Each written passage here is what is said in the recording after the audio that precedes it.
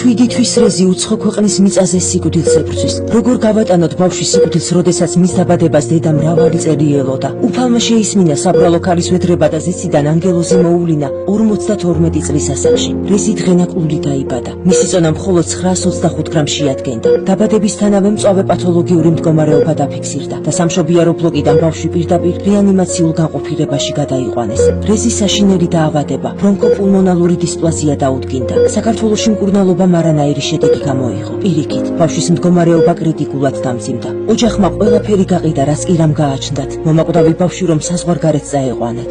7 თვის რეზის სიცოცხლე ისე ძალიან უნდა, რომ თავისი ბრიალათვალებით შველას ითხოვს. ბავშვის სიცოცხლე დღეს $36,000 ღირს. სიკვდილთან ბრძოლას მოვიგებთ, თუ მთელი საქართველო გავერთიანდებით ზუსტად ისე, როგორც ეს ქართველებს გჩვევია. სიცოცხლის წამზომი ჩართულია.